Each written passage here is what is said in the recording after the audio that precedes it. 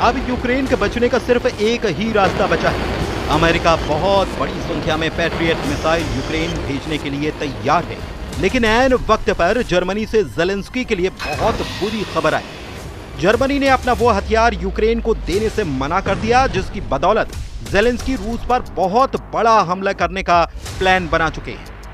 Ukraine पर बरसी 1800 missile, 10 साल तक पुतिन से जंग, रूस की मिसाइल सुनामी, यूक्रेन को बचाएगी पैट्रियट मिसाइल, 24 घंटे में जला डाले 51 शहर।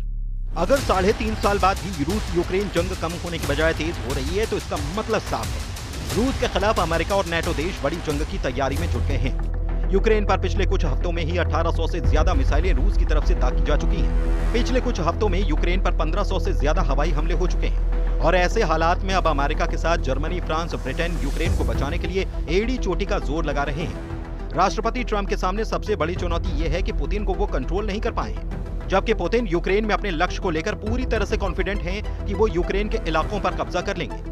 कुल मिलाकर इस वक्त जहां रूसी जनरल यूक्रेन में घुसकर इलाकों को चेक कर रहे हैं, तो दूसरी तरफ अमेरिका अपने घातक हथियार नेटो देशों को बेचने में जुट गया है।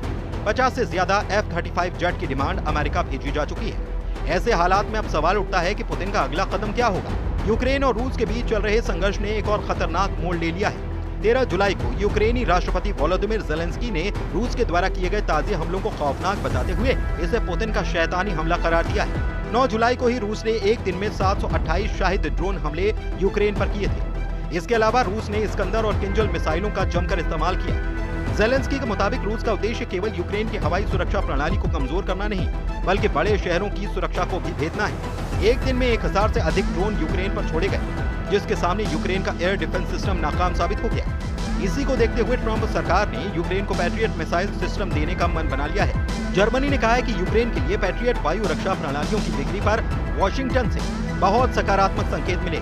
वहीं राष्ट्रपति डोनाल्ड ट्रंप ने कहा है कि वो यूक्रेन को पैट्रियट वायु रक्षा मिसाइल भेजेंगे और यूक्रेन की रक्षा के लिए इनकी सख्त दरकार है, क्योंकि रूसी राष्ट्रपति व्लादिमीर पुतिन बातें तो अच्छी करते हैं, लेकिन शाम को सब पर बमबारी कर देते हैं। इधर रूसी सरकारी टेलीविजन पर जाने माने पत्रकार पाव्लो ज़ारुबिन के साथ एक इंटरव्यू में कहा गया कि वो यूरोपीय देशों पर नजर बनाए हुए हैं, जो संघर्ष को और ज्यादा भड़काना चाहते हैं। पुतिन का इशारा यूक्रेन को दिए जाने वाले पैट्रियट वायु रक्षा प्रणालियों को लेकर था।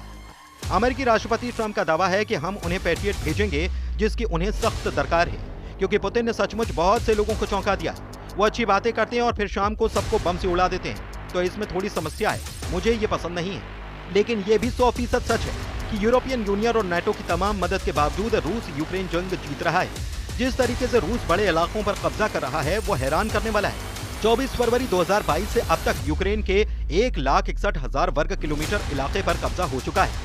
ये यूक्रेन की कुल जमीन का लगभग 27% हिस्सा है। लेकिन उसके बावजूद जिस तरह से पुतिन ने ऐलान किया है कि यूक्रेन की जमीन पर जहां जहां रूसी सेना के कदम पड़ते जाएंगे वो जमीन रूस की होती जाएगी, उस ऐलान ने यूक्रेन के साथ साथ अमेरिका समेत नेटो के 32 देशों के होश उड़ा दिए। 3.5 साल से ज्यादा की जंग में अभी तक यूक्रेन नेटो के साथ मिलकर रूस को अपने देश से खदेड़ नहीं पाया। ज़ेलेंस्की ने गुहार लगाई है कि उसे भारी हथियार और बड़े पैमाने पर हथियारों की दरकार है, लेकिन पुतिन ने जब से ऐलान किया है कि उनकी ओर्शनिक हाइपरसोनिक का उत्पादन 3 गुना से ज्यादा बढ़ा दिया गया है, जो किसी परमाणु हथियार से कम नहीं, इस खबर ने नेटो के होश उड़ा दिए हैं। अब ऐसे हालात में यूक्रेन के दक्षिण क्षेत्र खेरसोन में रूसी हवाई हमलों ने कोहराम मचा दिया है। खेरसोन के गवर्नर ओलेक्सांद्र प्रोकुडिन ने बताया कि रूसी सैनिकों ने पूर्वी यूक्रेन के डोनेस्क क्षेत्र में शेवचेंको गांव पर नियंत्रण कर लिया है, जो लिथियम भंडार के करीब है। रूसी रक्षा मंत्रालय के मुताबिक रूसी सैनिकों ने डोनेस्क में नोवोसेरहिइवका की बस्ती पर भी कंट्रोल कर लिया है। हालांकि यूक्रेन के टॉप जनरल ओलेक्सांद्र सिर्स्की का दावा है कि यूक्रेन की सेना ने इस हफ्ते यूक्रेन के उत्तर क्षेत्र सुमे इलाकों से रूसी सेना की बढ़त को रोक दिया है, लेकिन उसके बावजूद रूसी सेना तेजी से निप्रोपेट्रोव्स्क इलाके की तरफ बढ़ रही है। ऐसे हालात में अगर रूस यूक्रेन के साथ जर्मनी से भी जंग शुरू कर रहा है तो ये तीसरे विश्व युद्ध का साफ संकेत है। इधर रूस के खतरे को देखते हुए द हेग में हुई समिट के दौरान नाटो सदस्य देशों के नेताओं ने सामूहिक रक्षा बजट बढ़ाने पर फैसला लिया है। साल 2035 तक हर नेटो देश अपनी जीडीपी का हर साल 5% रक्षा और सुरक्षा से जुड़े सेक्टर में खर्च करेगा। इसमें बजट का 3.5% हिस्सा डिफेंस सेक्टर में खर्च किया जाएगा, जबकि बाकी का 1.5% महत्वपूर्ण इंफ्रास्ट्रक्चर की सुरक्षा में किया जाएगा। यूरोपियन देश अगले 10 साल में अपना रक्षा खर्च जीडीपी का 5% तक बढ़ाएंगे।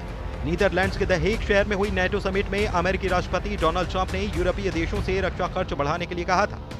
समिट के बाद सदस्य देशों की तरफ से जारी साझा स्टेटमेंट में कहा गया, हम सामूहिक सुरक्षा को लेकर अपने फैसले पर कायम हैं। वॉशिंगटन संधि के आर्टिकल 5 के मुताबिक नेटो देशों में से किसी पर भी हमले को सभी देशों पर हमला माना जाएगा। ट्रंप चाहते हैं कि सभी सदस्य देश अपने जीडीपी का 5% रक्षा पर खर्च करें।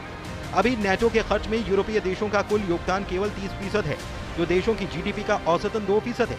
इस बीच खबर है कि स्पेन ने यह साफ कर दिया है कि वो अपनी जीडीपी का 5% रक्षा खर्च पर नहीं लगा सकता।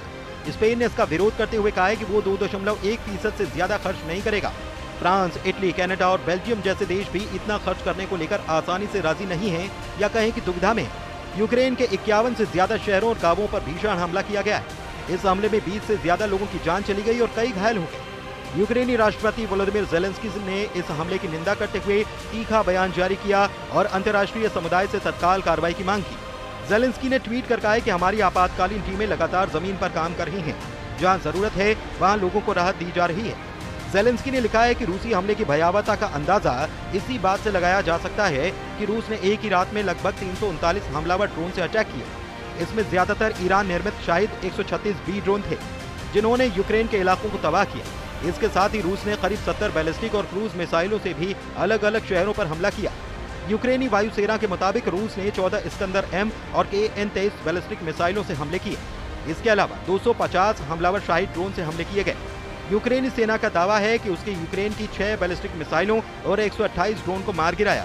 रूसी हमलों से यूक्रेन की राजधानी कीव समेत Zhytomyr, Khmelnytskyi, Ternopil, Chernihiv, Sumy, Odesa, Poltava, Dnipro, Mykolaiv, Kharkiv और चरकासी क्षेत्र में भारी नुकसान हुआ है। यूएन के मुताबिक 3.5 साल से ज्यादा की जंग में 30 लाख यूक्रेनी अपने ही देश में दूसरे ठिकानों पर जा चुके हैं, जबकि 60 लाख से ज्यादा यूक्रेनी विदेशों में शरण लिए हुए हैं। इधर पुतिन ने अमेरिका और यूक्रेन को साफ कह दिया है कि अगर सीज फायर चाहते हो तो यूक्रेन के कम से कम 5 प्रांत रूस के हवाले कर दो। हम आपको बताएं कि रूस ने इन इलाकों पर हमले तेज किए हैं जिन पर वो कब्जा करना चाहता है। रूसी मिसाइलों के हमले, रूसी फाइटर जेट के हमले, रूसी ड्रोन के हमले, रूसी टैंक, तोप और रॉकेट से हमले यूक्रेनी सेना पर बेहद भारी पड़े। जब से अमेरिका ने यूक्रेन से दूरी बनाई है, उसके बाद से यूक्रेन का एयर डिफेंस सिस्टम बेहद कमजोर साबित हुआ है। रूसी सेना आसानी से यूक्रेनी सेना को मार रही है। एक मोर्चे पर 300 से 400 से ज्यादा सैनिक मारे जा चुके हैं। हालात ये है कि महज 90 दिन में ही 472 मोर्चे पर 22,000 यूक्रेनी सैनिक मारे जा चुके हैं। पिछले 4 दिनों से जो तस्वीरें आ रही हैं वो बेहद भयावह हैं। रूसी हमलों से यूक्रेन का खार्किव इलाका आग का गोला बन चुका है। अब आप ये जान लीजिए कि पूर्वी यूक्रेन के डोनेत्स्क में वो कौन से 7 इलाके हैं जहां पर यूक्रेनी सेना की बुरी तरह से हार हुई है। अमेरिका स्थित institute for the study of war यानी कि ISW के मुताबिक रूसी सेना महज 48 घंटे के अंदर यूक्रेन के 7 सीमावर्ती इलाकों में जबरदस्त बढ़त बना चुकी है। ISW के दावों के मुताबिक पूर्वी यूक्रेन के डोनेत्स्क क्षेत्र में सिवरस्क, टोरेत्स्क, पोक्रोवस्क, वेलिका, नोवोसिल्का शहरों पर रूसी सेना ने कब्जा करने का दावा कर दिया है।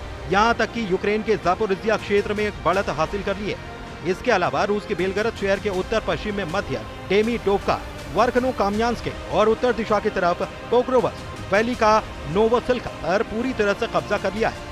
रूस लंबे समय से यूक्रेन के लोहांस्क, डोनेत्स्क, खेरसोन और ज़ापोरिज़िया इलाके पर सितंबर 2022 से कब्जा करके बैठा है। जहां कभी कभी रूस को बढ़त मिलती है तो कभी यूक्रेनी सेना रूस सेना को खदेड़ देती है। अब ऐसे हालात में देखना होगा कि रूस को काबू में करने के लिए अगर नेटो और अमेरिका जरूरत से ज्यादा हथियार यूक्रेन को देते हैं तो क्या रूस इसे बर्दाश्त कर पाएगा, और अगर नहीं करेगा तो रूस का अगला निशाना फ्रांस, जर्मनी और क्या ब्रिटेन हो सकते हैं।